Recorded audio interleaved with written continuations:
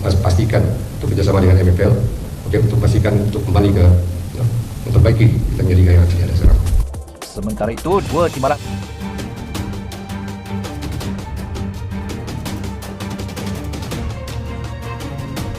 Tepat pagi ini, Malaysia ungkap biang kerok di ban FIFA, nama Indonesia disebut-sebut. Media Malaysia murka, FAM dan pemain naturalisasi digebuk FIFA. Tapi, Mimin minta tolong tonton video ini sampai selesai agar tidak ada kesalahpahaman yang terjadi. Dan tak bosan-bosan juga, tolong like dan share video ini ke media sosial kalian agar semua orang tahu apa yang sedang terjadi. Sepak bola Malaysia sedang diterpa badai besar. FAM bersama 7 pemain naturalisasi timnas Malaysia resmi dijatuhi hukuman berat oleh FIFA. Kabar ini membuat media-media Malaysia meluapkan kekecewaan dan menyebut keputusan tersebut sebagai tamparan besar bagi dunia sepak bola negeri jiran.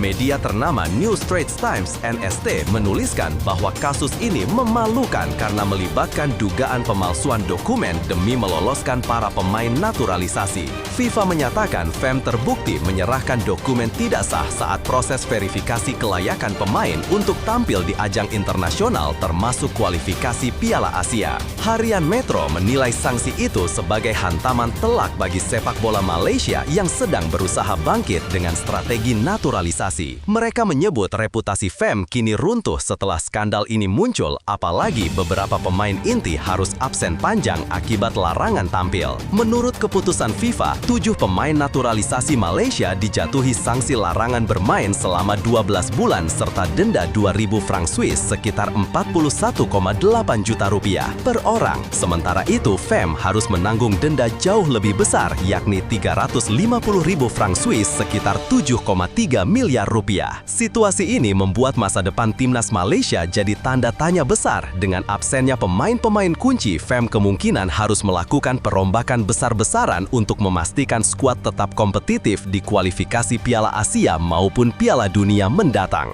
Sementara itu, di sisi lain, seperti kita semua ketahui, ada 7 pemain naturalisasi tambahan timnas Indonesia. Nomor 1 bikin Arab Saudi waspada. Sebelumnya diberitakan, timnas Indonesia sukses mencatat sejarah manis ketika menundukkan Arab Saudi dengan skor 2-0 di matchday ke-6 Grup C kualifikasi Piala Dunia 2026 zona Asia pada November 2024.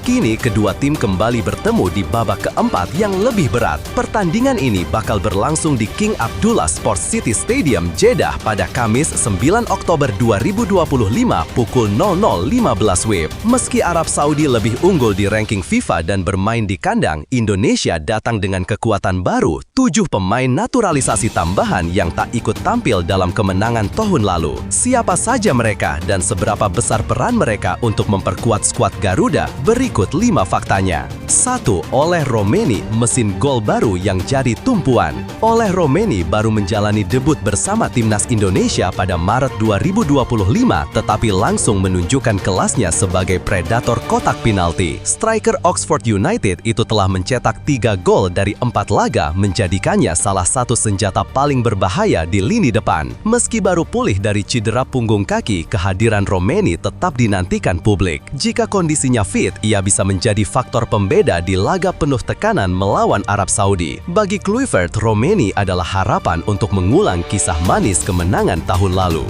2. Kevin Dix, bek Eropa yang kini siap tempur. Pada pertemuan sebelumnya melawan Arab Saudi, Kevin Dix absen karena cedera. Kini, bek Borussia Mönchengladbach itu datang dengan motivasi penuh untuk memperkuat lini pertahanan Garuda. Dengan pengalamannya di Bundesliga, Dix tak hanya tangguh dalam duel 1 lawan 1, tetapi juga piawai dalam membangun serangan dari lini belakang. Kehadirannya membuat timnas Indonesia memiliki pertahanan lebih solid sekaligus menambah variasi dalam distribusi bola dari belakang. 3. Joey Pelupessy dan dominasi di lini tengah. Sejak debut pada Maret 2025, Joey Pelupessy langsung menjadi tulang punggung di lini tengah timnas Indonesia. Gelandang milik Lomel SK itu memiliki kemampuan ganda memutus serangan lawan sekaligus mengalirkan bola dengan efektif ke depan. Perannya sangat vital karena bisa menyeimbangkan permainan. Di laga melawan Arab Saudi yang terkenal agresif, sosok Pelupessy akan sangat menentukan dalam mengendalikan tempo dan menjaga kestabilan tim.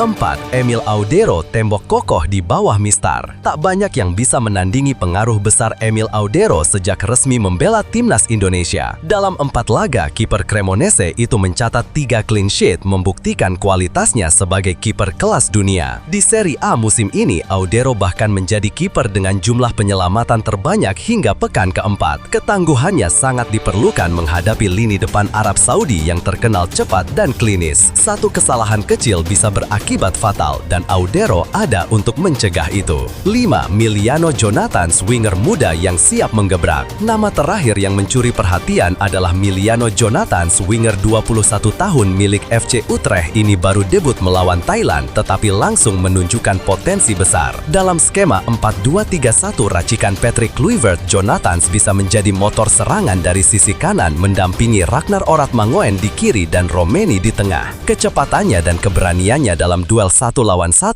bisa menjadi senjata mematikan untuk membuka pertahanan rapat Arab Saudi. Nah, sebelum lanjut mendengar berita ini, untuk para netizen, keluarkan satu kalimat pamungkas untuk menanggapi kabar ini. Menurut kalian, dengan skuad yang sangat mewah ini, apakah kalian yakin timnas Indonesia mampu mengalahkan Arab Saudi? Dan berapa prediksi skor timnas Indonesia vs Arab Saudi nanti? Ayo teman, berikan tanggapan kalian di kolom komentar. Bravo timnas, bravo Patrick Kluivert, bravo PSSI. Ayo Garuda, buktikan bahwa level kita sudah dunia. Buktikan bahwa kita adalah raksasa Asia. Tiket Piala Dunia harga mati. Di sisi lain, jangan lupa juga satu kalimat khusus untuk Patrick Kluivert CS yang sedang berusaha keras memajukan sepak bola Indonesia. Silahkan tulis di kolom komentar. Ayo terbang tinggi Garuda. Mari kita lanjut teman-teman. Situasi timnas Indonesia saat ini bisa dibilang sangat menjanjikan sekaligus menantang. Kehadiran 7 pemain naturalisasi baru membuat kekuatan Garuda naik beberapa level dibanding sebelumnya. Marcelino dan Mace Hilgers dicoret. Patrick Kluivert tegaskan hanya pemain dengan menit bermain yang dipanggil timnas. Sebelumnya diberitakan pelatih timnas Indonesia Patrick Kluivert akhirnya menegaskan kebijakannya. Hanya pemain yang rutin mendapat menit bermain di klub yang akan dipanggil membela tim Garuda. Aturan ini berdampak langsung pada 2 nama besar, yakni Marcelino Ferdinand dan Mace Hilgers yang harus gigit jari lantaran tak masuk dalam daftar 28 pemain untuk laga melawan Arab Saudi dan Irak pada kualifikasi Piala Dunia 2026 zona Asia. Berikut 5 faktanya. 1. Patrick Kluivert konsisten dengan janjinya. Sejak awal, Kluivert sudah menyampaikan bahwa performa di klub adalah tolok ukur utama pengambilan ke timnas. Keputusannya ini menjadi bukti bahwa ia tidak sekedar memberi wacana, melainkan benar-benar menerapkannya. Mayoritas nama yang masuk skuad adalah mereka yang rutin bermain sehingga kondisi fisik dan mental mereka lebih siap untuk laga berat di kualifikasi Piala Dunia. Keputusan ini menunjukkan arah yang jelas. Timnas Indonesia hanya akan diisi oleh pemain yang kompetitif, bukan sekedar nama besar. Dengan begitu, persaingan dalam skuad pun semakin ketat. 2. Marcelino Ferdinand belum jalani debut di klub baru. Marcelino Ferdinand jadi salah satu sorotan terbesar. Pemain muda berbakat ini sejatinya dipinjamkan Oxford United ke klub Slovakia AS Trenčín. Namun hingga kini ia belum sekalipun turun ke lapangan. Bahkan Marcelino masih berada di Jakarta untuk memulihkan cedera. Situasi ini membuatnya kalah bersaing dengan Beckham Putra yang justru tampil reguler bersama Persik Bandung dan bahkan dipercaya menjadi kapten tim. Rutinitas bermain Beckham membuatnya lebih dilirik Kluivert dibanding Marcelino. 3. Mace Hilgers tersandung drama klub.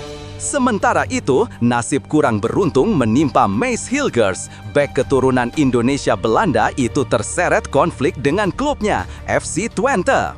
Ia sempat dikaitkan dengan transfer ke Stade Brest, namun gagal terrealisasi. Karena menolak perpanjangan kontrak yang akan habis 2026, statusnya kini dibekukan oleh klub. Hilgers pun jarang dimainkan, dan Kluivert memilih tidak memanggilnya agar fokus timnas tidak terganggu oleh masalah pribadi sang pemain. 4. Bek-bek rival justru tampil mentereng. 5. Timnas hadapi ujian berat di Arab Saudi. Keputusan mencoret Marcelino dan Hilgers bukan tanpa risiko. Timnas Indonesia akan menghadapi lawan tangguh Arab Saudi dan Irak dalam laga kualifikasi Piala Dunia 2026 zona Asia. Pertandingan akan berlangsung di Stadion King Abdullah, Jeddah pada 8 sampai 14 Oktober 2025. Meski begitu, Kluivert yakin dengan pilihannya. Pemain yang terpilih dianggap lebih siap tempur karena terbukti tampil reguler di level klub. Hal ini diharapkan bisa membuat tim Garuda tampil maksimal melawan tim-tim kuat di Asia. Geger, wasit Timur Tengah pimpin laga Timnas Indonesia versus Arab Saudi. PSSI pasang badan tunggu FIFA. Sebelumnya diberitakan, PSSI tengah jadi sorotan jelang duel panas Timnas Indonesia kontra Arab Saudi di babak keempat kualifikasi Piala Dunia 2026. Laga yang akan digelar pada 9 Oktober mendatang menyisakan tanda tanya besar soal wasit yang bakal memimpin pertandingan. Sosok pengadil asal Kuwait, Ahmed Al-Ali, disebut-sebut akan diturunkan. Namun, PSSI tegas meminta FIFA mempertimbangkan ulang. Berikut ini 5 faktanya. 1. Wasit Timur Tengah jadi sorotan. Nama Ahmed Al-Ali asal Kuwait mencuat sebagai calon wasit laga krusial antara Indonesia melawan Arab Saudi. Penunjukan ini langsung menimbulkan polemik lantaran latar belakangnya dari kawasan Timur Tengah dikhawatirkan berpotensi mempengaruhi netralitas pertandingan. Bukan tanpa alasan, duel ini sangat menentukan peluang Garuda melaju ke Piala Dunia 2026. Dengan tensi tinggi yang menyelimuti, PSSI merasa keputusan soal wasit harus benar-benar dijaga agar tak menimbulkan keraguan publik. 2. PSSI kirim protes resmi ke FIFA. Mengetahui kabar tersebut, PSSI tidak tinggal diam. Mereka sudah mengirimkan surat protes resmi pada 12 September 2025. Surat itu ditandatangani oleh Gordon Safik selaku Head of Qualifiers and International Matches FIFA dan ditembuskan kepada AFC sebagai penyelenggara. Dalam protesnya, PSSI berharap agar wasit untuk laga ini diganti dengan sosok dari wilayah yang dianggap lebih netral seperti Asia Timur atau bahkan Eropa. Ketua Umum PSSI Erick Thohir menyebut opsi wasit dari Australia, Jepang hingga Cina lebih ideal demi menjaga fairness pertandingan. 3. Belum ada balasan dari FIFA maupun AFC.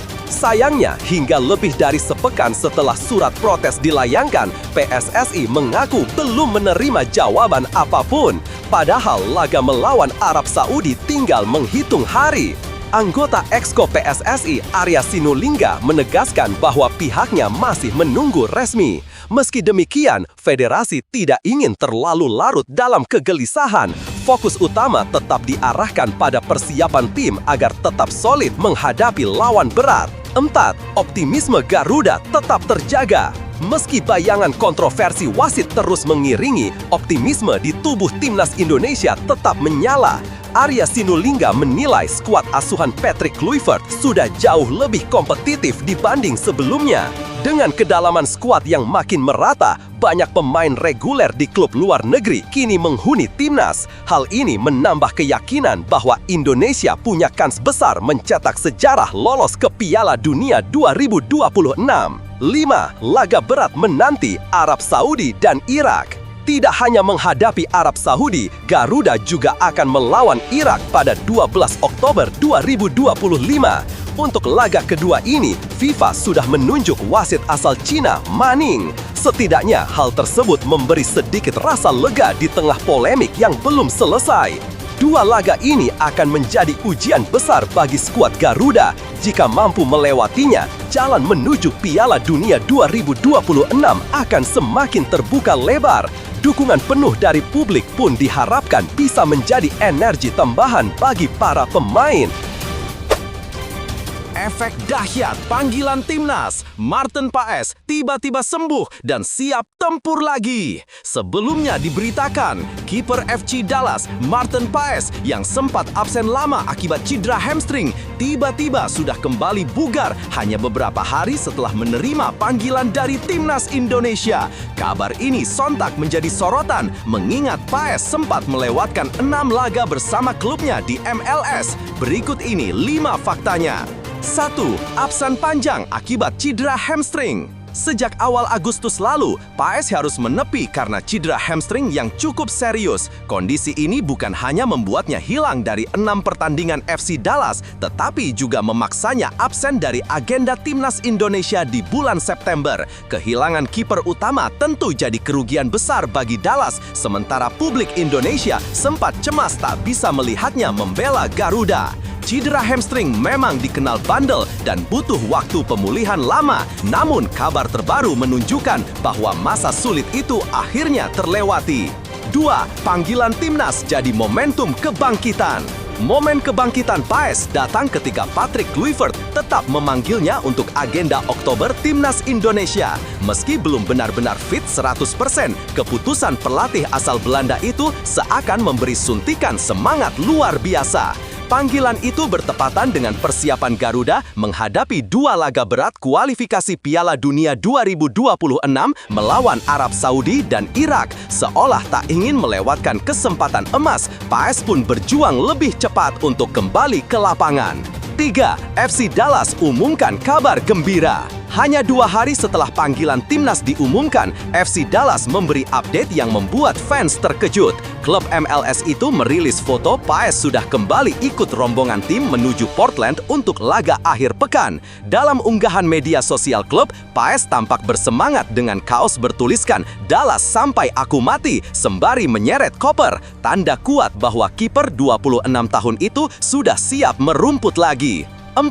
Persaingan ketat di Timnas Indonesia. Meski sudah sembuh dan kembali, bukan berarti Paes otomatis jadi kiper utama Garuda. Saat ini Emil Audero tampil gemilang bersama Cremonese di Serie A Italia dan telah mengawal gawang Indonesia dalam 4 laga terakhir.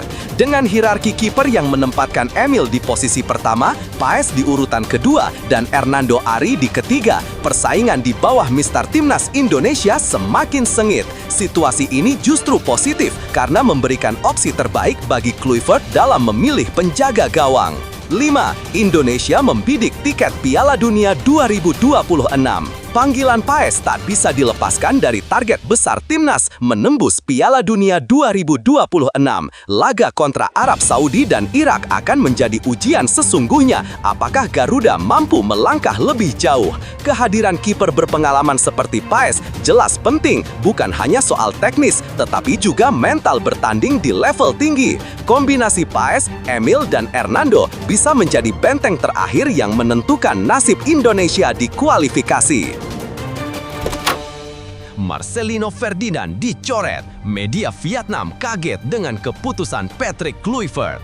Sebelumnya diberitakan, pelatih Timnas Indonesia Patrick Kluivert membuat kejutan besar dengan tidak memanggil Marcelino Ferdinand ke skuad Garuda untuk menghadapi Arab Saudi dan Irak di kualifikasi Piala Dunia 2026 zona Asia.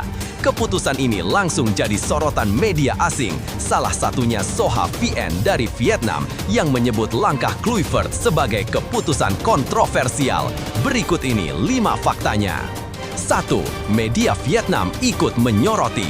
Langkah Kluivert mencoret Marcelino tidak hanya mengundang reaksi publik Indonesia, tapi juga membuat media Vietnam keheranan. Soha VN secara terang-terangan menyebut absennya Marcelino sebagai hal yang mengejutkan, mengingat sang pemain dianggap sebagai salah satu talenta muda terbaik yang dimiliki Timnas Indonesia saat ini. Dalam artikelnya, Soha bahkan menulis bahwa keputusan Kluivert bisa tergolong berani karena mengabaikan pemain yang kerap jadi andalan Garuda di laga-laga penting. Sorotan dari luar negeri ini menunjukkan bahwa kualitas Marcelino memang sudah diperhatikan di level Asia. 2. Tak ada alasan resmi dari PSSI. Berbeda dengan Ivar Jenner yang disebut tidak bugar dan Mace Hilgers yang diberi waktu menyelesaikan urusan dengan klub, nama Marcelino dicoret tanpa alasan resmi. Hal inilah yang semakin memicu tanda tanya besar di kalangan supporter dan media. PSSI hanya merilis daftar 28 pemain yang dipanggil tanpa penjelasan tambahan. Absennya Marcelino di tengah fase krusial kualifikasi Piala Dunia jelas membuat banyak pihak penasaran apa yang sebenarnya menjadi pertimbangan Kluivert. 3. Minim menit bermain di klub jadi dugaan. Salah satu dugaan yang cukup kuat adalah masalah minimnya menit bermain Marcelino di klub barunya, AS Trencin. Setelah dipinjamkan dari Oxford United, ia memang belum rutin tampil di lapangan. Anggota Exco PSSI Arya Sinulinga bahkan menyebut faktor inilah yang mungkin membuat Kluivert ragu untuk membawanya. Selain itu, performa Marcelino di laga uji coba melawan Taiwan dan Lebanon juga disebut menjadi bahan evaluasi. Kluivert tampaknya ingin memastikan semua pemain yang ia bawa benar-benar dalam kondisi siap tempur. 4. Laga hidup mati menanti Garuda. Keputusan ini semakin terasa berat karena timnas Indonesia akan menghadapi 2 laga penentu di grup B. Pada 9 Oktober, Garuda harus melawan Arab Saudi, lalu 3 hari kemudian menantang Irak. 2 pertandingan tandang tersebut ibarat hidup mati, hanya juara grup yang bisa lolos otomatis ke Piala Dunia 2026 zona Asia, sementara runner-up masih harus berjuang lewat babak kelima dan play-off antar benua. Absennya Marcelino tentu menambah rasa penasaran apakah strategi Kluivert akan berhasil. 4. Marcelino tetap jadi sorotan. Meski tak dipanggil, nama Marcelino tetap menjadi pusat perhatian. Banyak yang percaya bahwa kualitasnya masih dibutuhkan timnas Indonesia di masa depan. Media luar negeri yang ikut mengangkat isu ini menandakan bahwa karir Marcelino tidak bisa dipandang sebelah mata. Bagi pemain muda berusia 21 tahun itu, dicoret dari skuad justru bisa jadi pelecut semangat untuk kembali bekerja keras, membuktikan diri dan merebut hati pelatih. Jalan menuju Piala Dunia 2026 masih panjang dan Marcelino punya cukup waktu untuk bangkit. Mengejutkan, FIFA puji langkah Prabowo. Sepak bola Indonesia disebut tumbuh signifikan. Sebelumnya diberitakan, Presiden FIFA Gianni Infantino memberikan apresiasi besar terhadap perkembangan pesat sepak bola Indonesia. Pujian itu disampaikan langsung usai dirinya bertemu dengan Presiden RI Prabowo Subianto di sela-sela sidang umum PB di New York. Infantino menilai kepemimpinan Prabowo bersama PSSI di bawah Erick Thohir menjadi salah satu kunci majunya sepak bola nasional. Berikut ini 5 faktanya. 1. Apresiasi besar dari FIFA. Gianni Infantino secara terbuka mengakui bahwa sepak bola Indonesia mengalami loncatan perkembangan yang luar biasa. Ia menyoroti kerjasama erat antara pemerintah, PSSI, dan masyarakat yang mulai membuahkan hasil nyata. Bahkan, FIFA sempat memberikan penghargaan FIFA Forward Gold di awal tahun 2025 sebagai